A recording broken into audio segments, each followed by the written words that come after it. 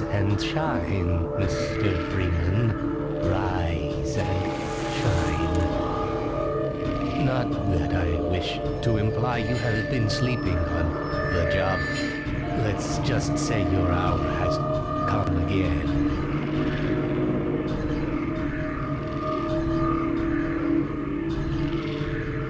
The right man in the wrong place can make all the difference in the world. So wake up, Mr. Freeman. Wake up and smell the ashes. Hey everybody, this is Dan Adams, Editor-in-Chief of IGN PC, and we're here to talk about a little game called Half-Life 2 today. Basically, we'll cut right to the chase. Half-Life 2 is an amazing game. It is probably the best first-person shooter, single-player first-person shooter that I've ever played. It outstraps everything that Half-Life did, and while it doesn't do anything particularly innovative, it does do everything very, very, very well. And there's a lot that's impressive about the technology that's running this game.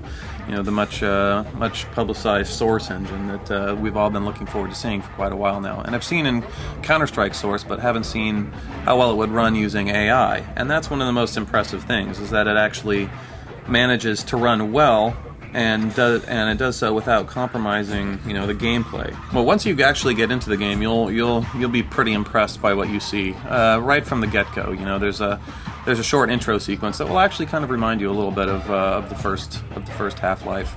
But right away you start walking out into City 17, this new crazy little town. And you walk outside, and you're greeted with this spectacular view, with this gigantic building off in the distance called the Citadel. And you just look at that and you say, "Wow, that is nice." I mean, it's hard to say anything bad about what you see in this game. There's a couple of parts that aren't particularly impressive, but when it comes down to it, this game graphically is leaps and bounds above what we've seen in the past from first-person shooters. Doom 3 definitely did a good job with lighting and making these environments real, but the fact that this whole game is pretty much in the daylight, and there's so many colors involved, and there's a lot of good art going on here, and these guys should definitely be commended, not only from a technological standpoint, but from an artistic standpoint. What's happened here is that the Combine had moved in and set up shop in this City 17, and have the aid of some powerful human collaborators. One scientist in particular that's trying to help the human race progress. We'll just leave it at that. The only complaint that I have, if you can call it a complaint, is that the story ends up asking almost more questions than it answers. But obviously, Valve wanted to keep room for another sequel somewhere down the line, so it's not entirely surprising that this happened. Now, obviously, because there's this new kind of grander plotline than there was in Half-Life, the original Half-Life, there's going to be more enemies, there's going to be new enemies, and there's going to be new kinds of fights and new kinds of weapons, and that definitely holds true. And almost everything that you experience in the game is going to be different, and it's going to be fun. Starting off with the combat, it's actually pretty varied in itself. Half the time you're going to be fighting against Combine, which I think are probably the best fights in the game, because the AI is definitely more intelligent when it comes to fighting against more human-like opponents. They'll come at you in teams. They'll try to flank you. They'll work together. You'll actually hear them shouting and stuff, and it's a pretty fun experience fighting against them, especially when you have allies on your side. Which happens later in the game. And part of the reason the combat is so fun, no matter who you're fighting, are the weapons. And the weapons are well designed. You'll get your basic kind of pistol weapons and submachine guns that you're used to in probably any game. But then you get more exotic weapons up to the gravity gun. And all of these weapons feel great. They sound good. They feel like they have the right kickback. They're accurate. You feel like you really are part of this world because the guns are so nice, and you're set in there and you feel good about it. And probably my favorite weapon out of all of them is the gravity gun, which I mentioned just a second ago. This thing just creates such a different feel for Half-Life 2 than any other first-person shooter out there, and that's because Valve uses physics in a way that just hasn't been done before. It uses it for problem solving, and it uses it for combat, and to change the environment on you when you're not really expecting it, and create a more dynamic battlefield. For instance, the gravity gun can actually pick up or push things around depending on whether you're using alternate fire or regular fire.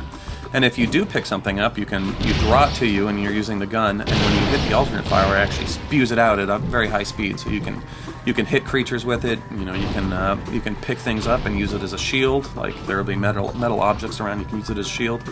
If enemy is hiding behind a car, you can actually hit the car with the burst that would shoot something out, and the car will actually flip over and fall on the enemies. I mean, there's just tons of different ways that you can use this. Along with the physics being used in combat, it also used in some of the slower parts of the game, like the puzzle solving elements.